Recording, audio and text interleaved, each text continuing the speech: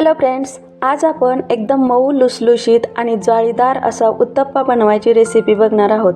त्यासाठी डाळ तांदूळ भिजवण्याची आणि पीठ आंबवण्याची गरज नाही आहे। असा उत्तप्पा बनवला तर एकदम सॉफ्ट स्पॉन्जी आणि जाळीदार असा उत्तप्पा बनला जातो आणि हा उत्तप्पा बनवायला खूप वेळही लागत नाही, अगदी पटकन बनला जातो। चला तर मग रेसिपीला सुरुवात करूया।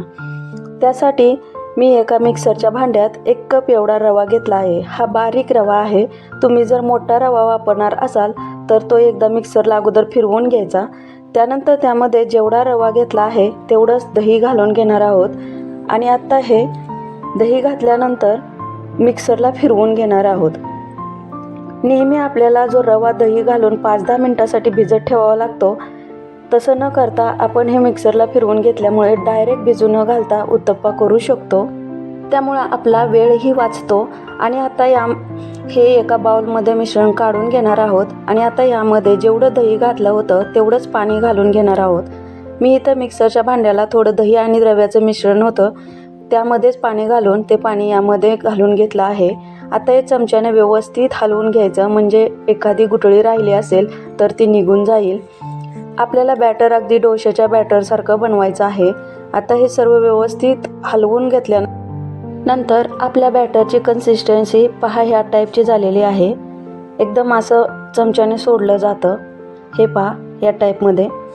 आता यामध्ये चवीपुरतं मीठ घालून घेणार आहोत। 1 चमचा किंवा चवीपुरतं मीठ घालून घ्यायचं आणि ते व्यवस्थित बॅटरमध्ये मिक्स करायचं। त्यानंतर अगदी अर्धा चमचा किंवा त्यापेक्षाही कमी खाण्याचा सोडा घालून घेणार आहोत आणि हे व्यवस्थित फेटून मिक्स करून घेऊया।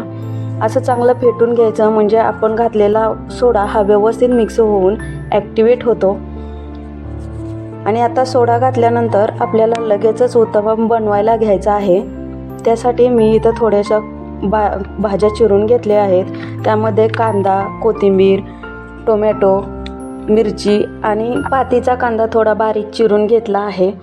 आता उत्तप्पा बनवायला सुरुवात करूया। त्यासाठी पॅनला तेल ग्रीस करून घेतला आहे आणि आपल्या गॅसची फ्लेम ही मध्यम आचेवर आहे।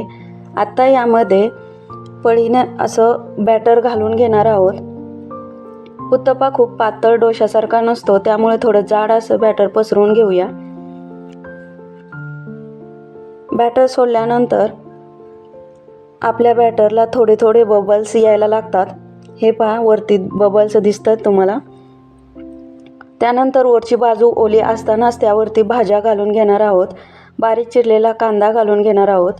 त्यानंतर हिरवी मिरची जी बारीक चिरून घेतलेली आहे तीही यावरती घालून घेणार आहोत। बारीक चिरलेली कोथिंबीर आहे ती यावरती घालून घेऊया आणि बारीक चिरलेला टोमॅटो आणि कांद्याची पात तीही आपल्याला यावरती घालून घ्यायची आहे।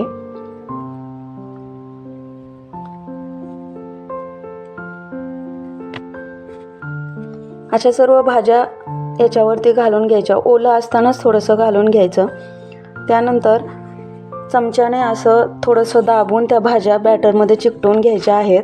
त्यानंतर वरची बाजू सुकल्यासारखी वाटली की मग आपण हे पलटवून घेणार आहोत आणि तुम्ही बघू शकता याची खालची बाजू चांगली भाजली आहे आणि रंगही छान आला आहे।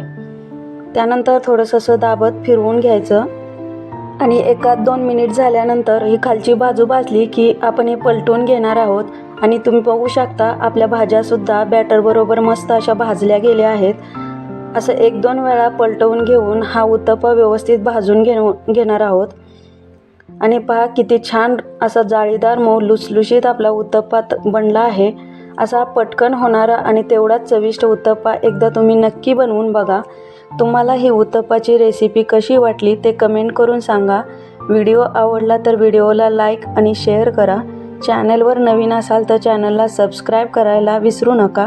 पुन्हा भेटू अशाच एका नवीन व्हिडिओसोबत। तोपर्यंत धन्यवाद।